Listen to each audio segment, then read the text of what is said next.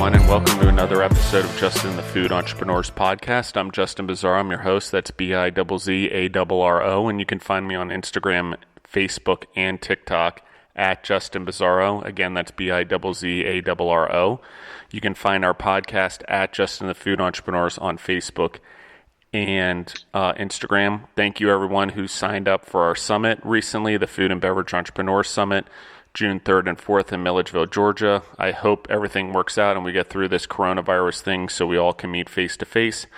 However, anyone who hasn't seen the announcement, we are still going to have the event regardless, even if we have to stream it to all of you in your homes through YouTube and Facebook. So with that being said, my amazing, lovely, and beautiful co-host, Deborah Mikas, is back in the studio. This is twice in a week, ladies and gentlemen. This is pretty impressive. It's big day. It's big day. Thanks for having me. Usually Deborah ghosts me when I'm like, oh, can you come be on the podcast? Yes. And then she's like, oh, I got something else to do. Oh, What are you going to do to the work. fans when you meet them and they're like, oh, I see how it is, Deborah? No, I think they all understand being an entrepreneur, right? Like life is busy and sometimes, we have to tag team. Sometimes Justin comes and does the podcast and I hold down the fort at work. So we tag team. Touche. I got it. Today, we have with us Jessica Young from New York City. Her company is Bubble. How are you doing today, Jessica? I'm good. I'm just trying to not stay too cooped up, but safe out there. New York's a very crowded place. So in these times of the coronavirus, it's all about balance these days. And before we get started, because I think it's important, tell us where people can find your company online, on social media and through your website, because I want people to look at it before we really dive into the story. Yeah, our company's called Bubble, and we're on Instagram, and our domain are both Bubble Goods, at Bubble Goods or bubblegoods.com. Awesome. So, Jessica, how did you become an entrepreneur and why did you decide the food space? Give us a little bit of your background, how you got to where you are right now.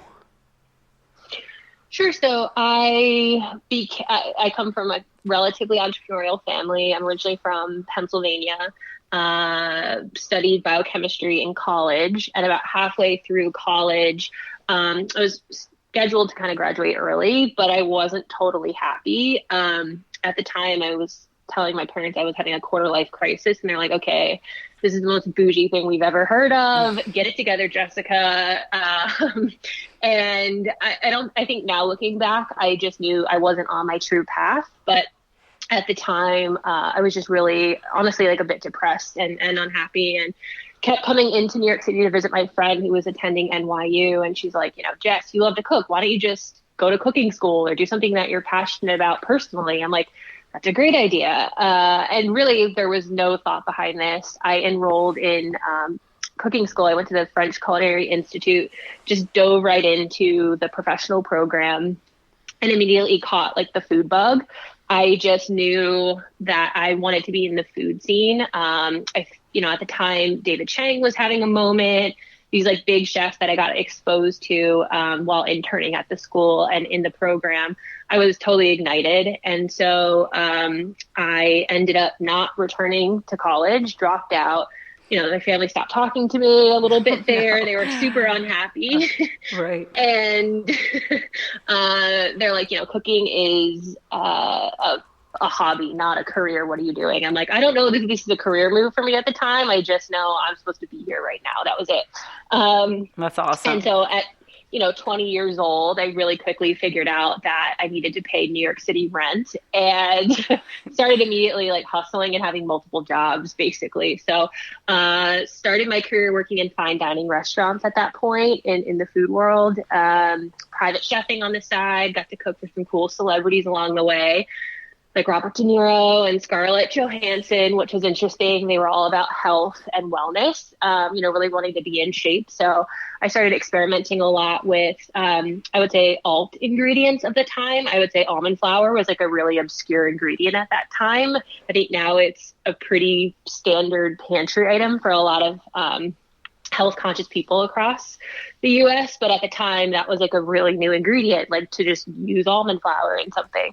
And so, I started my career cooking in fine dining, doing private chef things either throughout the summer or on weekends or evenings that I was off, just to make ends meet and make rent and make some extra cash. And then had a vegan pop-up along the way. Me and some of my chef buddy friends would pop up for about 3 nights a week. We would do super fine dining plant-based meals. I just really got into cooking with only plants. Again, I think now that's a more regular thing, but at the time, 7 or 8 years ago, that was very experimental. We got some cool press on that as a movement, and we would do about 2 seatings of 75, and we would seat people for $200 a pop, and we would do super high-end plant-based cooking paired with wine or beer. And so that, we would do that for 3 nights and make a good chunk of coin, yeah. I would say, which also kind of helped us all as chefs, like, make extra money to kind of live, at a reasonable level. And then I got the opportunity from some of my chef friends. I got a call one day to come open a concept in New York, a paleo restaurant concept called Hugh Kitchen. And I was like, okay, what is paleo? I've never heard of this. And they're like, Jess, you're literally our only friend who knows what like coconut flour and almond flour is. And you're doing all this weird vegan stuff. Can you come and like, please help us open this? We're really in a pinch. And so I was honestly feeling a little bit burnt out through the restaurant scene and doing all these odd jobs and things. And I was like, okay, if I'm going to continue this chef thing, I'm either going to really lean in and go to Europe and do like Europe 3 Michelin, or I am going to do something else, but definitely within food. I just knew that that was my future, but didn't necessarily see a future behind the stove. And so sorry, I'm losing my train of thought on my own life.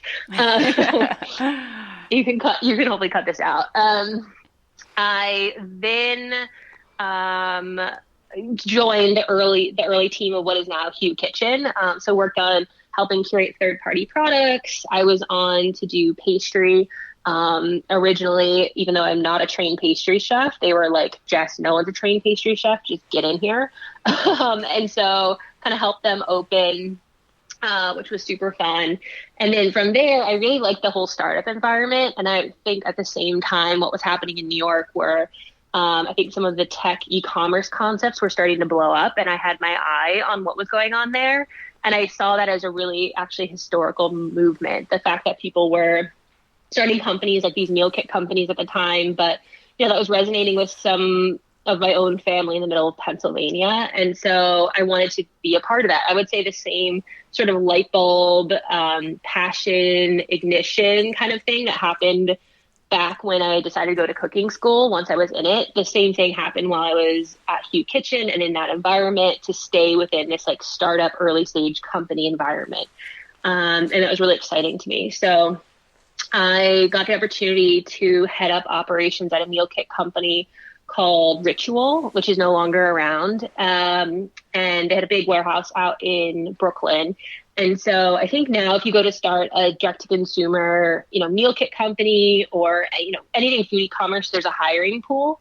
At the time, because I had a restaurant background and I could run a kitchen, that was enough experience for me to go in and start running a direct-to-consumer meal kit company, which was great. I really lucked out just in terms of timing and the experience that I had in the food world prior to that within restaurants. So I started running operations at Ritual. That company was around for about a year. I learned a lot about a great product, great branding, great company. But if you don't really have a growth plan in place, your business isn't going to go anywhere, much less make an impact in the world. And so unfortunately, that wasn't around too long. But through that point in time, I would say I also started networking a lot more professionally. I started to recognize the power of a network. The fact that I got introduced into the opportunity at Hugh Kitchen was from the network I had built up at that point. I was super young when I moved to New York and didn't know anybody. And so, I kept continuing to kind of meet people and network and build, but I really started to see that, okay, I should actually do maybe some more purposeful networking, because I think that's what is going to move myself forward professionally, not just meeting random people. Like having a bit more of thought behind who I was meeting was going to be more impactful. So I stayed in touch with someone at that company who was potentially going to be brought in as a co-founder, but didn't. And he actually recommended, as I was leaving Ritual, because we knew that that company wasn't going to be around much longer, unfortunately. He's like, hey, I actually just met with this woman who wants to make a play in Frozen. I think it'd be great if you guys meet. She definitely needs a you. And I'm like, okay, what is a me? And he said, she really needs someone who can understand D2C operations, which I had just been working on that year at Ritual. Shipping food to people in the mail was very new at the time. It was like some of these off-kilter smaller meal kit companies or the big guys like Blue Apron and Plated. That was it. And so he goes, yeah, she needs a you, someone who understands D2C shipping, working with the carrier networks, but also food, right? Because she needs a lot of help with getting the product together, the manufacturing, and she comes from a really great marketing background. She's working on the brand. She totally gets it. And I think Frozen is a great play because this guy particularly had a meal kit company background, and the number one cancellation rate within meal kits at that time was because people had an issue with the perishability component. They were getting all this food to cook or chop up and follow the meal kit, but they didn't always use it, or it would go bad. Some of the ingredients would go bad getting to people. And he goes, I think it's super smart. She wants to make a play for people's freezers. And so I'm like, yeah, I totally get that. I'm all about what was being described as that concept. So I ended up going to meet this woman, Rachel Drury, at her house. And over her kitchen table with some prototypes of the product, really aligned with everything she wanted to do with the company she was calling Daily Harvest. And 2 weeks later, I became the first employee of Daily Harvest and headed up product and operations for, really the company you see today. It was the two of us for the first 8 months getting together, the first warehouse and distribution centers, packaging, shipping frozen food to people is not easy. I don't think we really perfected it until like a couple years later. It was always like a crazy kind of whirlwind on the back end to get someone like a seamless, perfect experience.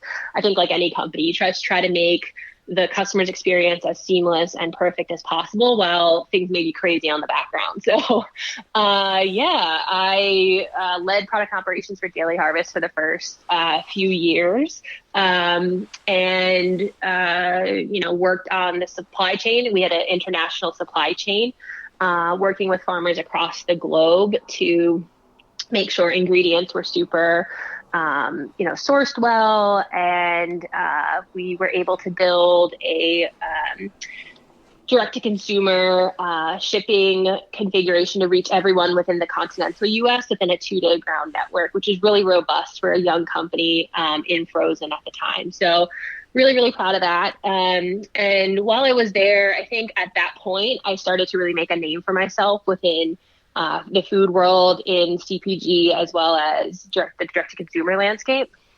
And I started mentoring at some other food concepts. I mentored at Chobani's food incubator, really aligning with all the food and products that they get behind. And I started to see a shift within the food world. A lot of young brands were looking to go online. They had 1 or 2 products that they were trying to sell. They were having a tough time getting into Whole Foods, especially since the Amazon acquisition. They were trying to make a play online. Even if they were hosted on Amazon, for example, it was really expensive to get their products on. And so I really started to see a white space for a marketplace for the health food scene.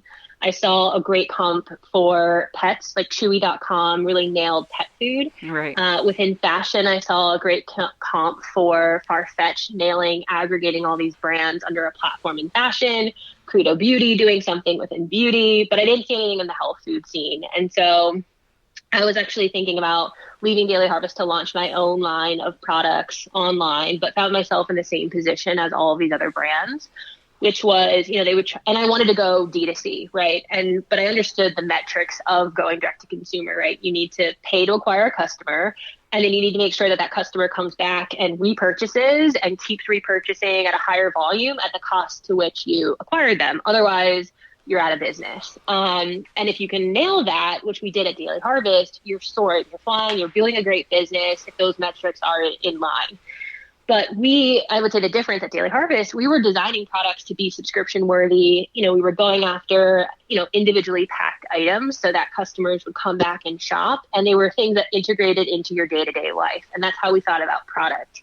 Smoothies, for example, soups, things that were meant for you to eat on a regular cadence. But if you just have a pantry good item, or a cool bar or beverage, that's not necessarily, unless a customer has a great brand affinity. If you're a new up and coming brand, no one has an affinity to your brand. No one knows who you are. But if this was all being done together under one, roof, and there was some kind of vetting or experience that a customer knew what would be happening there, I saw a huge opportunity there. So I ran the numbers, talked to a lot of people, before doing this, ran the numbers, and left Daily Harvest to launch Bubble, which is what we're, here to talk about today. So sorry, I don't know if that was like too long-winded. No, you did great. And I want to touch all the context. I want to touch on a few things. One, because I love what you're doing in the space and you're giving people an avenue to go, around the grocery stores is what I want to say. It's around your hardship. They're not having to buy shelf space. You're providing them an avenue where everyone can be seen as long as they fit into the model of your online business. That's one. Number two is Deborah and I are in the co-packing space a lot. And what we're seeing is this massive trend towards cleaning up labels, to making food healthier. The ketos, the paleos, these diets aren't really going anywhere. They're not fads because people are seeing results and people are passing them on. Such as even vegan diets. We're starting to see an upswing in that, and the plant-based protein. So, I love that you've had the foresight and the experience that sort of has put things together for you. So my third thing that I want to say based on what you said is you sort of just followed your heart and you had a blind faith to keep going in that direction, and the skills and the experiences that you had along the way is what led you to your moment right now. It may not be your long-term plan that's meant for you, but right now you're living the plan that you were supposed to because you didn't even know you were picking up these experiences that allowed you to execute something like bubblegoods.com. Yeah, I think that's exactly it. I think my common theme is I definitely have had a whole lot of faith along the way. Would I recommend my life path for somebody? No, because I think it's super obscure and not straightforward. And it was super difficult at sometimes. I would definitely hit my head against the wall at periods of my life and be like, why am I doing this? Why couldn't I just go to college, get a job, get a steady paycheck? What's wrong with me? But I think that what's always led me is that I've wanted to make a true difference in the food world. That was always a driving force for me. Having faith, but always working super hard. Everything I've done, I put 110,000% into whatever I'm working on. And that's always paid off because I think that my work has always been able to speak for me. Yeah. So, when it comes to bubble.com or bubblegoods.com, how do you select when you're deciding which items you're going to put under your label on your platform? How do you pick which ones? Is it plant-based? What are the criteria? Yeah, so we have what we call our bubble stamp of approval, and that's our true north, our holy grail. We, do not pass go until a product passes that bar. And, when designing and thinking about the future of food platform that we were going to build, and that's really where our name Bubble came from, actually. It really stands for a word. We kind of, when coming up with the company, whiteboarded a ton of different options. But the way we got to that word when we were kind of whiteboarding the name of what we're going to call ourselves was, okay, what are we standing for? What are we creating? And the words we kind of kept up with were, we were creating something in the food world that was somewhat protected. We wanted something to be truly clear and transparent for the customer. We were creating this world that was all about transparency and what's in your food, and what you see is what you get, not something that's, health washed. It looks healthy. It says it's low carb or gluten free, but it's not actually. Right. And so that's how we came up with the word bubble. It was this, physical space, something that was protected yet clear and transparent. That's kind of what led us to that name. But And then from that point, it was okay, well, similar, I would say, to Credo Beauty. I think they've done an amazing job within the beauty space. We came up with our standards of approval. We have these strictest standards of approval in the entire food space, stricter than a Thrive Market or Erewhon or Lucky Vitamin. It's something we're really proud of. And so we have really tight guardrails around food that we allow to sell on the platform and the brands, that are invited to sell. So really step one is, we look at the ingredients that come in. If there is anything that doesn't really check out, for example, we are in the process of bringing on a CBD vertical. So it's not something that's for sale just yet, but what we noticed when onboarding all these CBD brands is, okay, we were getting a ton of cute looking brands. They're designed really well, but it was the same kind of thing we were seeing in food. It looks really cute, but when we actually peeled and looked into those brands, what was coming out was that the CBD in these products wasn't always totally above bar. Right. There were CBD coming from really wacky sources. And so for that specific vertical, we actually tacked on a new parameter, for example, where we look into the supply of the CBD itself in these products. And, from that point, I think we were only then allowed to accept like 30% of those products. So they're kind of in our back end. We're working on that vertical, but that kind of just gives you a layer of, okay, if there's something additional within the ingredients that we need to look into, we do, because we're trying to build this trust for customers and, again, shape the food world into the world we want to see. And that's what Bubble's all about. So, we look into ingredients, supply chain, if and when necessary. And then we taste everything. So taste is a huge component of products that get on our platform. Things may be healthy, they may be branded well, all the things that if they don't taste good, they actually don't end up on Bubble either, which is never a fun conversation to have with a brand. Right. So we really try to be delicate with that. But again, we're trying to really build a brand, not only for ourselves at Bubble, but for everyone else's brand. And so if the customer has a bad experience with something that doesn't taste good, that will reflect badly on everyone else's product on the platform that's aligning with us. And so we really try to keep that strict. We have a taste test at our office every Friday with, our employees, colleagues, investors, friends that come by.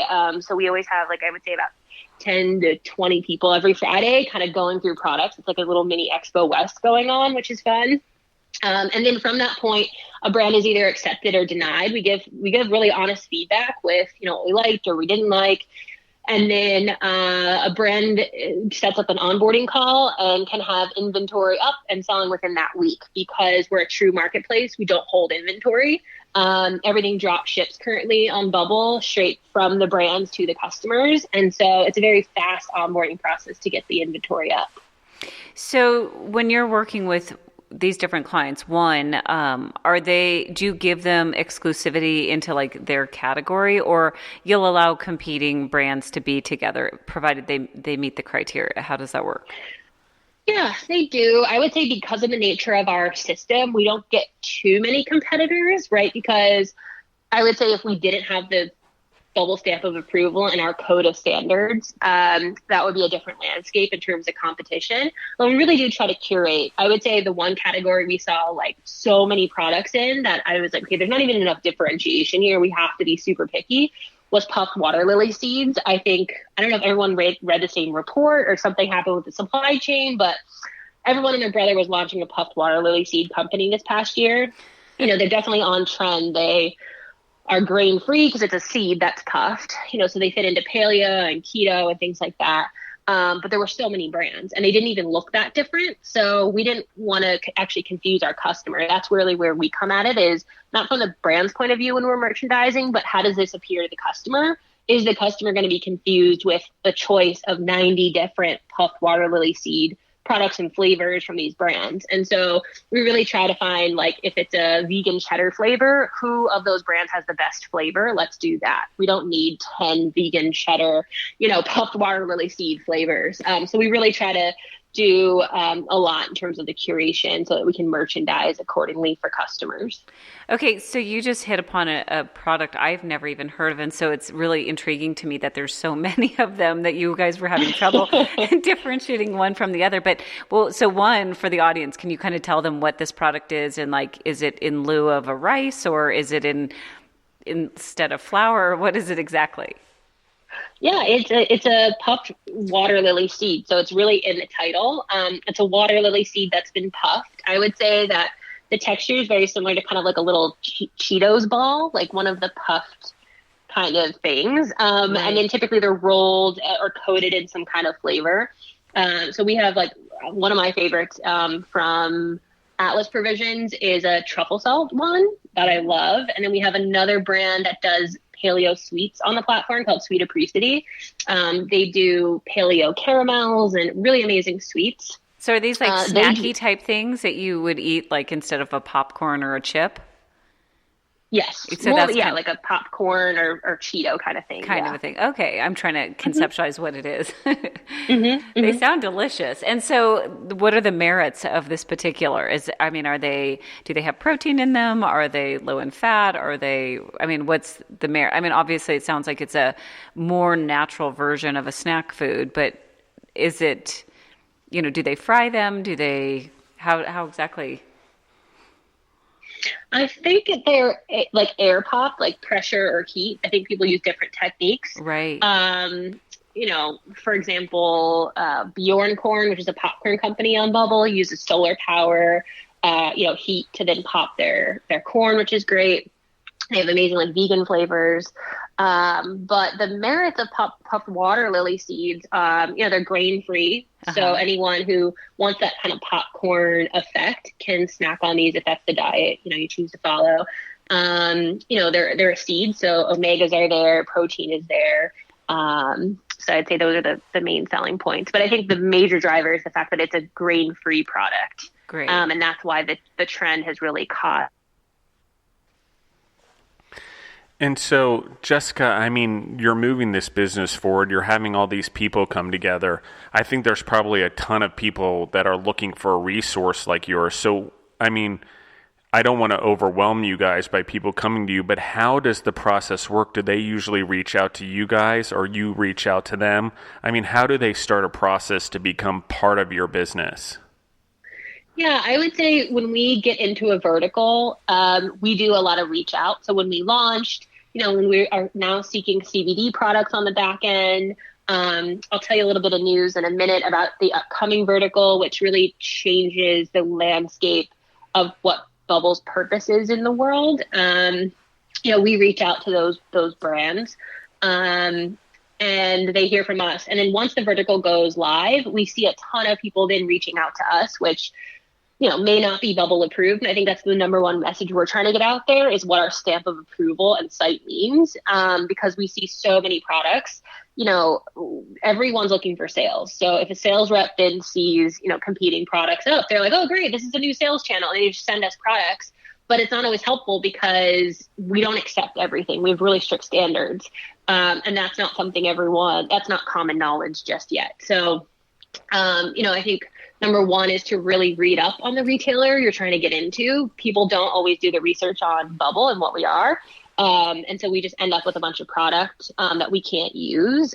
We donate everything to the New York City Food Bank and their affiliates, weekly, really. We get a lot of products sent to us. And most of it, we can't really use. So that's my one hope is that people kind of start to understand what we're all about. And then, we have instructions on our site. We have a whole kind of section on our footer around vendor education. We're trying to do a lot more messaging around brands that are looking to go direct to consumer, how they can take advantage of our platform, because we have a lot of kind of cool things going on, especially this upcoming year. And there are steps to how to get on and selling with our site. It really starts with the samples. We try to make it as easy and fast as possible, not only for ourselves as a growing platform, but for the brands to get up and selling. We really want to be everyone's ally and like the sales channel for, the future of food and wellness brands.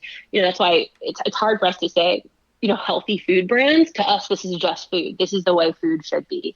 So we want to be that main channel for everyone. So, it really starts with sending us samples, and we put our address of where to send the samples right on our page, and it's in the footer of how to sell on Bubble. Number one, send us samples. Two, we'll be in touch with you, and we kind of start the ball rolling. And like I said, you can be up and selling within a week. We make it super fast, and it's a once you're set, it's a 15-minute onboarding call. Our platform and the app syncs in with ShipStation and Shopify. About 65% of brands we work with use Shopify. So we had that developed last year, and we now sync in with storefront. So it's super fast. So if someone comes online and they go and they shop through and they pick however many items, they're literally coming directly from each of those particular companies. Is that correct? Mm-hmm. Okay, Currently, so it's yeah. not like you guys have a pick and pack where you're having to deal with all of that. So you just have a system with each of them that you help them incorporate for them. Yeah, our shipping labels are automated, so we deal with shipping. It's different than Amazon's fulfilled by merchant program, where you still, as a brand, need to buy the shipping. So we've automated all of that. So after Bubble takes a commission on the sale price, you see that full percentage. We take a 35% cut. And so you as a brand see 65% in your bank account from that listed sale price. So if you're thinking about your product versus, going through a distributor and then a retailer, you're typically seeing at the end of the day from your product with those two middlemen in place of the sale, 40% in your bank account. So when brands see that 65 pass through, and again, that's what we're all about, is just getting things direct to consumer, cutting out the middleman, even though we are in some sense a middleman. Right. We're like a low key middleman. It's a super direct system. And then we will be offering a fulfilled by Bubble program later this year, which is one of the things that we're working on. And that'll be offered to top selling brands, top movers, or, brands that can't support their own D2C fulfillment. And so that'll be opening up later this year. So I love how strict you guys are about, really making sure that these different brands fit under your qualifiers. I think that's great. And I think that also lends legitimacy to each one of your clients, right? Or that come under your umbrella. So I think that's super cool. Do you guys also have rules for them or guidelines for them when they're doing their own social media to kind of maintain the brand and how they propel themselves or how they present themselves? Are there outwardly rules as well as what's literally inside their bag? I don't think that we do that currently. We love that brands are kind of their own unique, have their own look, and they're really their own shining star.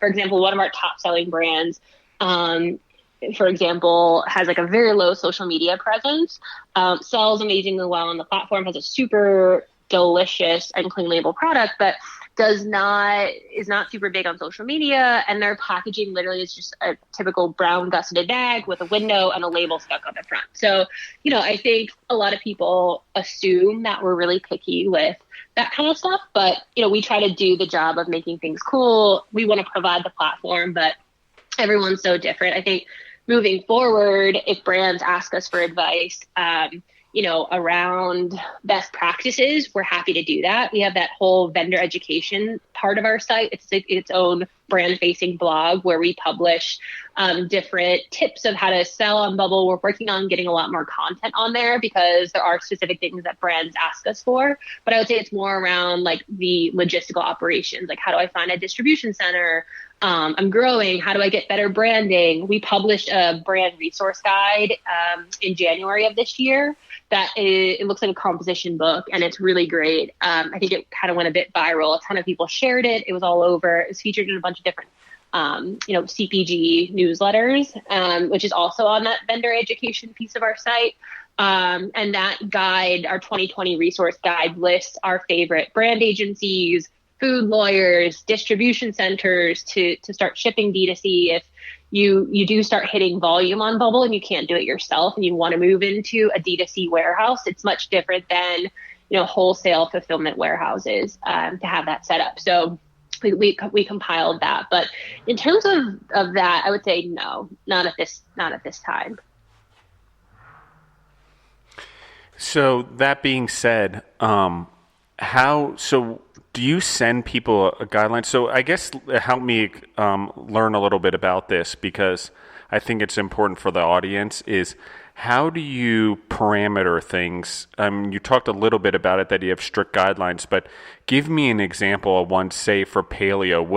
What are those guidelines within that, as you would say, vertical? What does the paleo vertical look like, and what are the guidelines within it?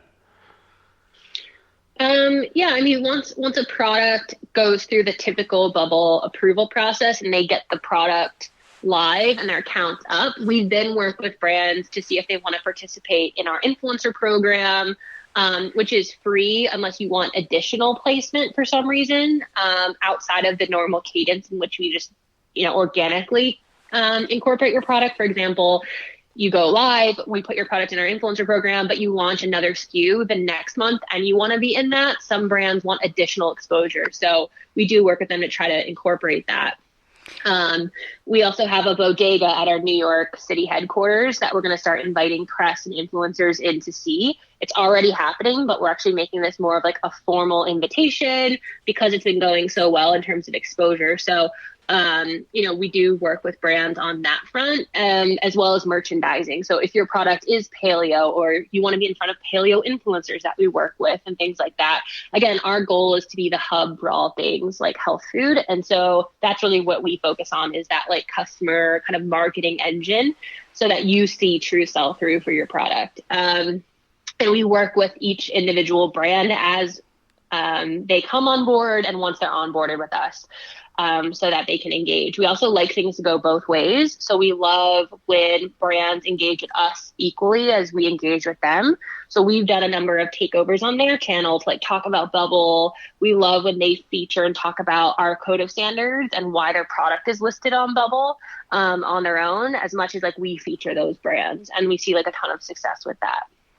So when you invite someone to, be with your influencers or whatnot, is that kind of the equivalent of being on an end cap at a grocery store? Or is that like your way of showcasing them where they can say, hey, we really need some special attention, or we've got a special product that's going to be out this season? Or, I mean, how do you identify which clients get that attention? Yeah, we really try to, we send a monthly influencer box. And then, like I said, we're running this like bodega.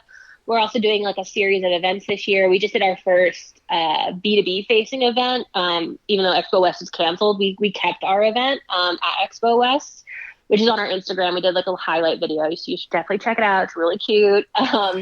And we invited a bunch of people to participate and have their own products, because a lot of brands that we work with are small or emerging, mid-level, and they can't actually afford a booth at Expo West. And so we gave them the opportunity to come show off samples, and we invited our community of investors, media, press, influencers in the LA area. And we really just try to give everyone like the equal playing field. They're like, hey, this is what we're doing. Do you want to participate? And we do our job of bringing like the right people to these brands. And it's a very like community centric thing. But we just try to balance it. Some brands, want to participate every other month. And we really also at the same time try to pick products or work with products that convey what we're doing. If you have like a full size jar of like 8-ounce honey that kind of weighs around like, let's say 10 ounces or something, we don't encourage you to be in our influencer box because it's really expensive to ship it. And we pay the shipping on those influencer boxes. You provide the product. And so, there are some guardrails around what we can do or not do. But that's, again, very specific in the weed details that we deal with the brand. So talk a little bit about the person who comes and looks you guys up online and starts doing their shopping. Like, who's that targeted market?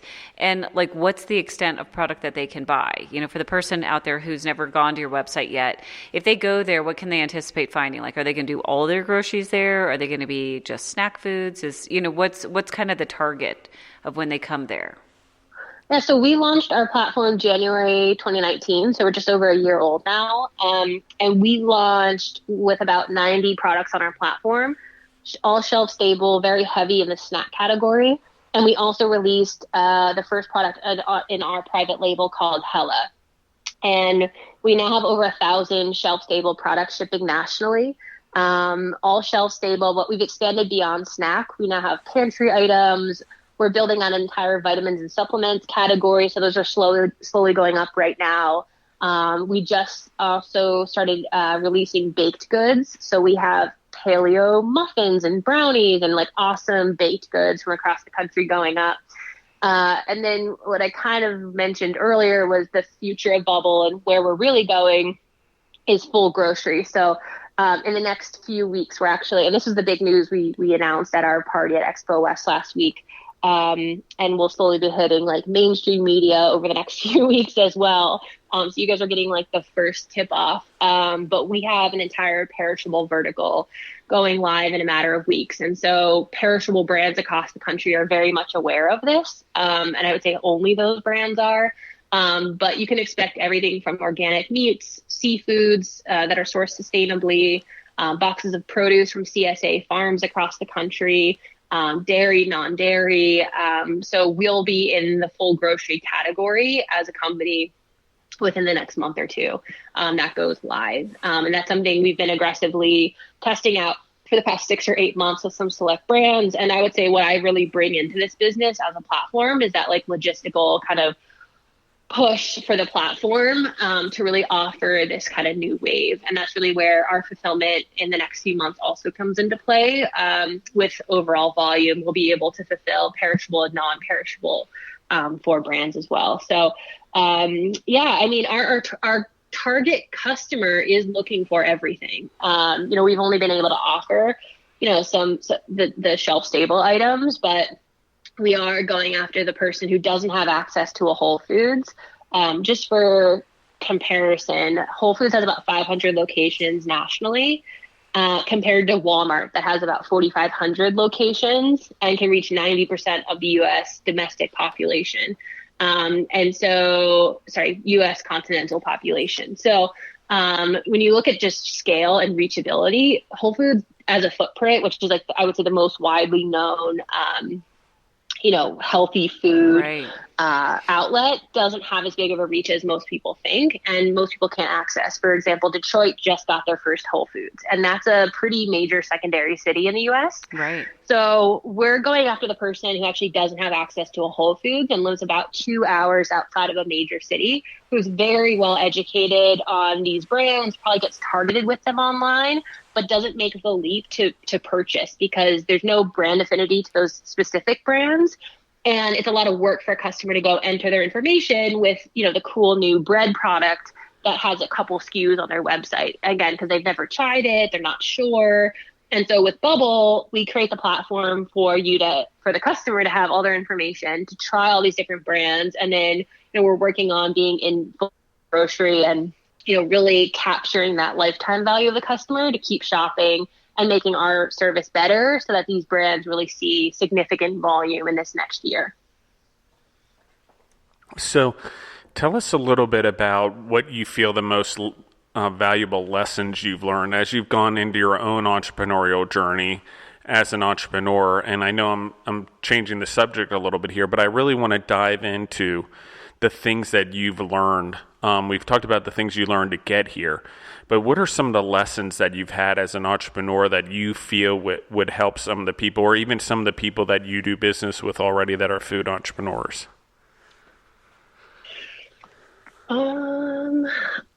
I just lessons in general, or you mean, sorry, could you repeat the question? Yeah, sure. I mean, like lessons that you feel would benefit another entrepreneur if they could hear them from you versus having to experience them themselves. What would those be? What have some of the hardships been that you've learned from?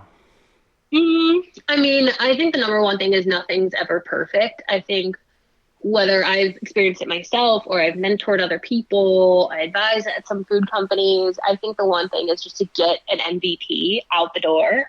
Because even if you think something's perfect, it's not. You're going to have to redo it anyway or improve on that.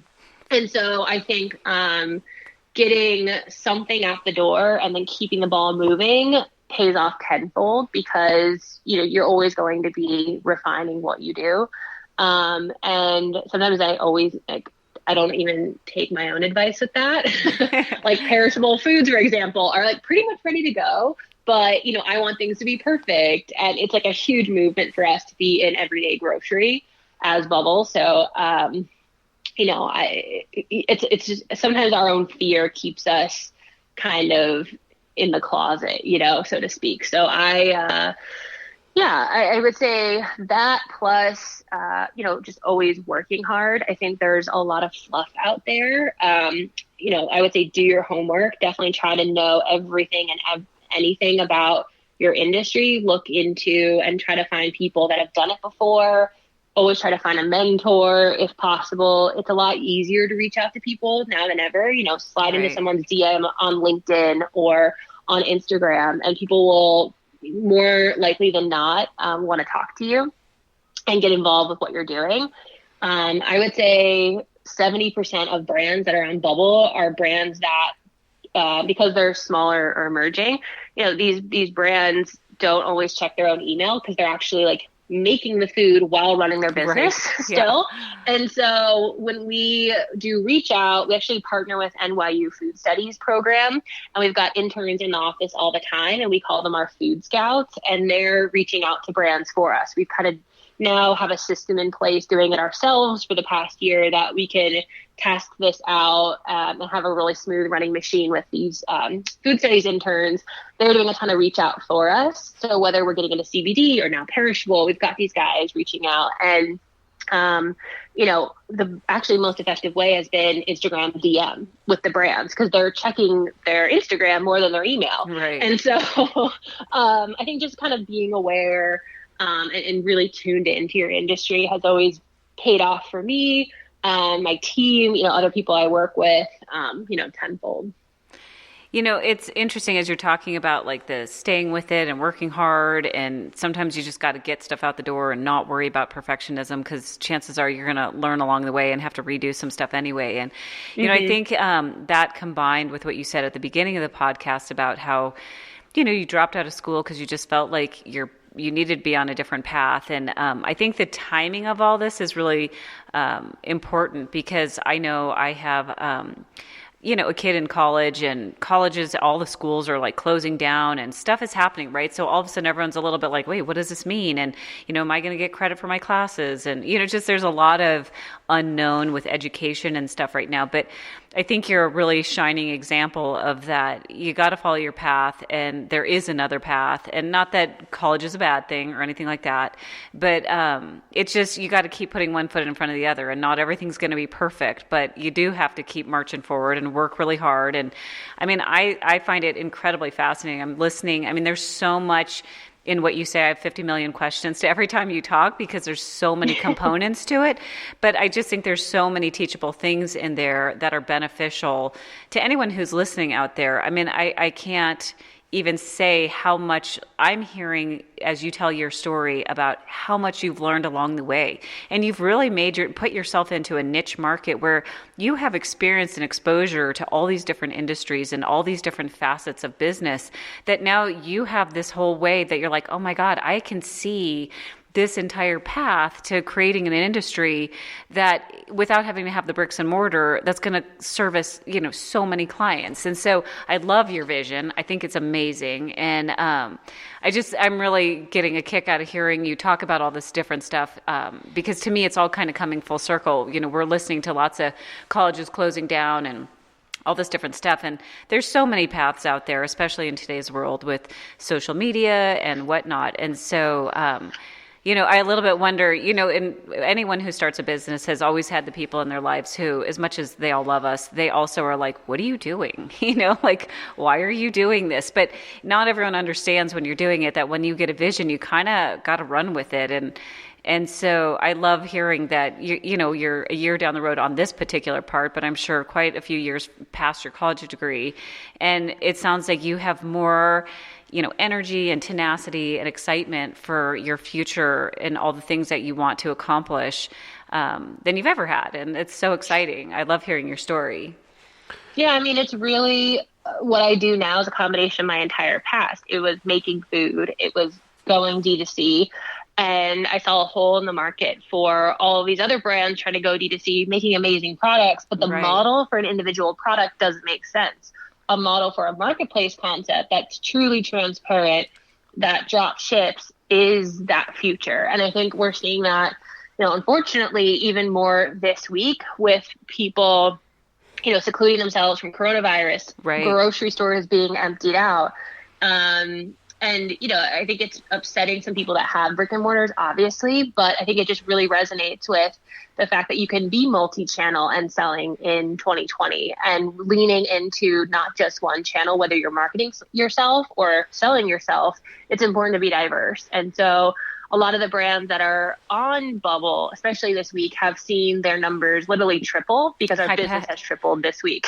Right. I bet. Which is crazy. Like, we literally shut off all advertising dollars because our numbers were flying, because they've heard about Bubble, but especially this week, they're leading into and prioritizing health, number one. Yep. And two, realizing that we have more products than ever. We've got a ton of pantry staples and things. And so those categories were just flying this week. So, I think it's putting everyone in check, and at the same time, kind of pushing people to, like, what is the future? People are realizing they don't need to necessarily work within a city. They're working remote in this week and next week. And, how do you service this modern economy that's either working from home or not in a city center? And we're all kind of a part of that as well. Well, and I want to talk about this because it's an important point for the food entrepreneurs that listen to the podcast or on the podcast, or, the listeners worldwide, is with we'll just talk about it, the coronavirus, what's happening in the grocery stores, and people are going online to order more, is what we're seeing is an acceleration of what actually was going to happen anyway. And I'm not saying brick and mortars aren't important and people still don't want to go to stores and see things and touch things for their food. But what's happening is, along the way, we're getting more confident in ordering online. Food doesn't have to be as expensive online. It doesn't have to be as hard to get, and you don't have to buy shelf space, right? We talked about it earlier on the podcast. So as a food entrepreneur, you guys are spending a lot of time and energy trying to get shelf space in a grocery store, trying to get into your Walmarts or your Costco's.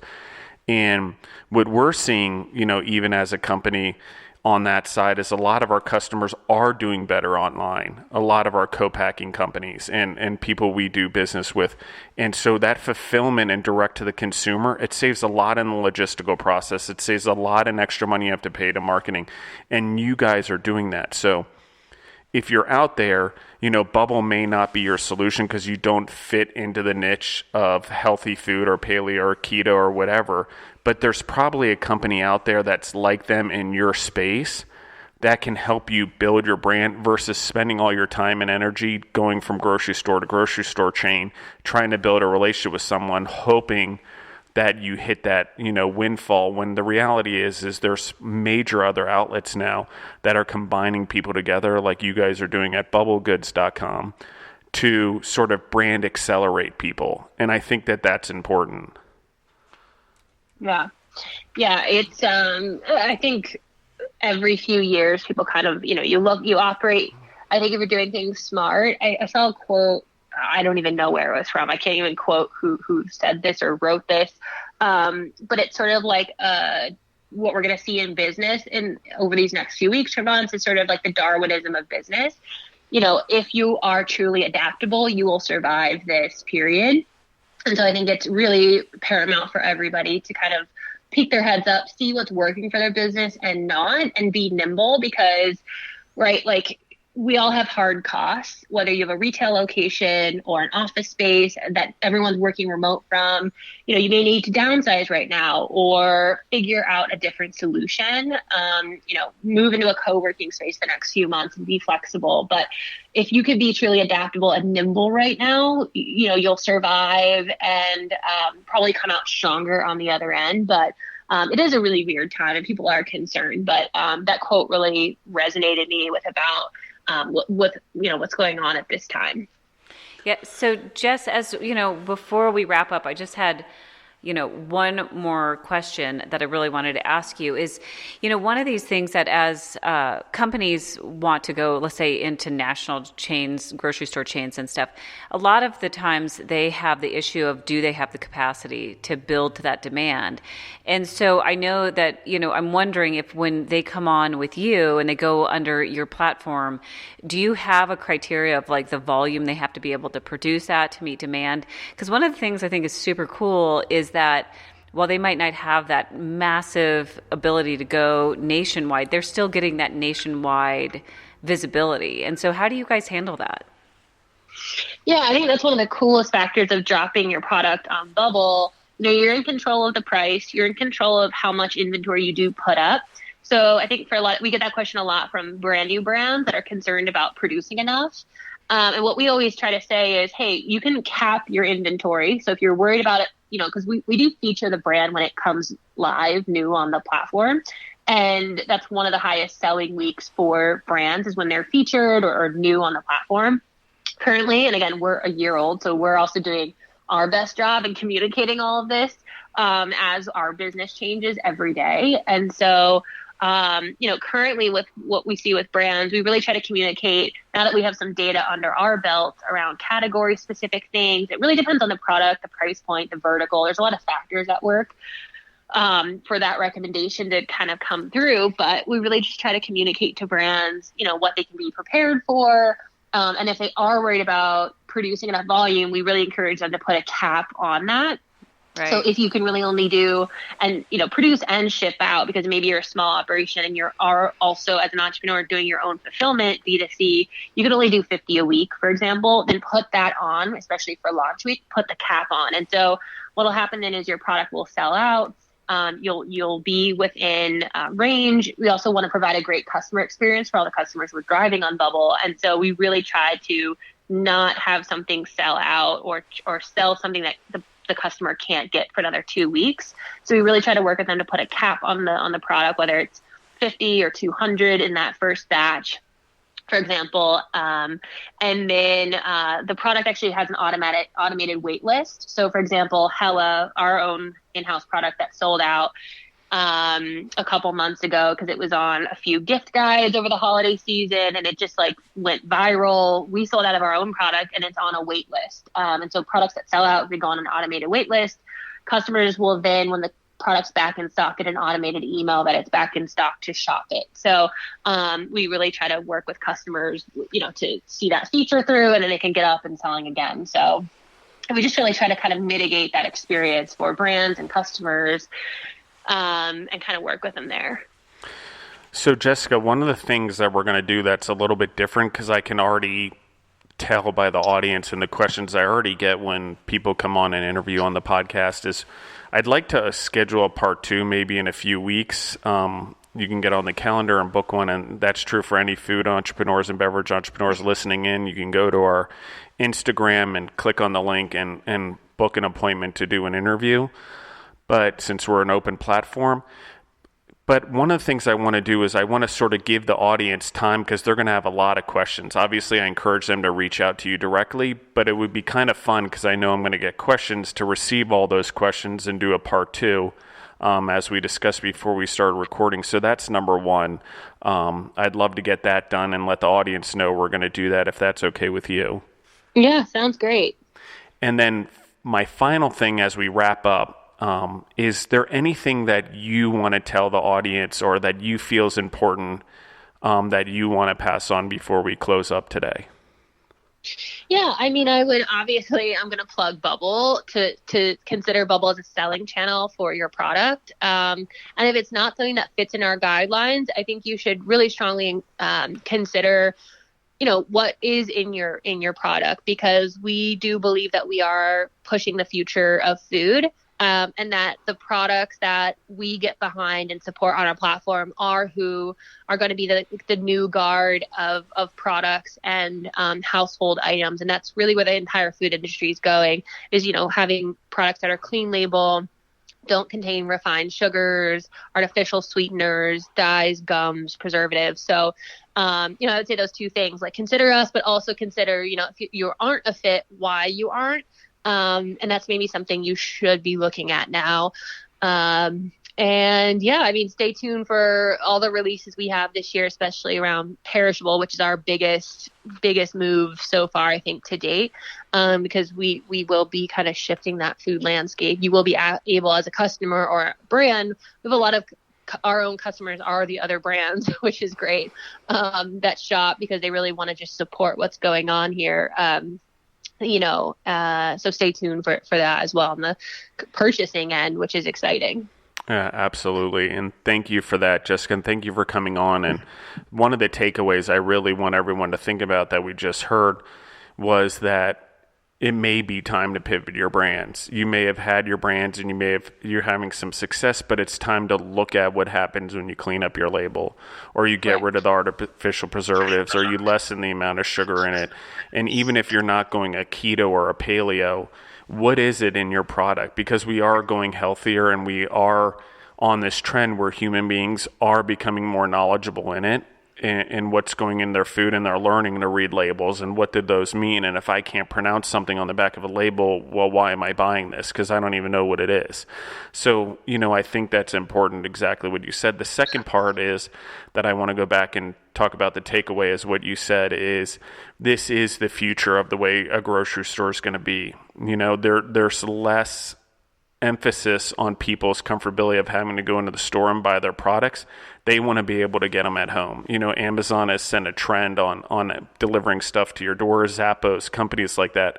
But we're starting to see it with food. I mean, even Amazon sees it by buying Whole Foods. But the difference is you're building it with the right kind of brands with a level of standards that is important. You're not just putting everything out there. So I think that that's pretty cool. So Jessica, what you're doing, I wish you luck, and I look forward to talking to you in a couple weeks again. Thank you very much. I appreciate that. Yeah, I mean, just for context, too, for the audience to really understand that last point, which I think you're recognizing and seeing as well, is, we look at this stuff every day and the market that we're in, and how to keep up and really stay relevant. But just for context, the numbers of people accepting online grocery and food have completely changed in the past 2 years alone. For example, and again, just because this is our business, we know all the stats. From 2016 to 2018, the online grocery space doubled, which has never happened in history, even with the meal kits and everything going on. And so just the sheer market alone has shifted, and it's growing 40% year over year from this point forward. So it is definitely the fastest growing channel in all of grocery. And we're lucky enough to be a part of that, but it is not going away. It's only getting bigger.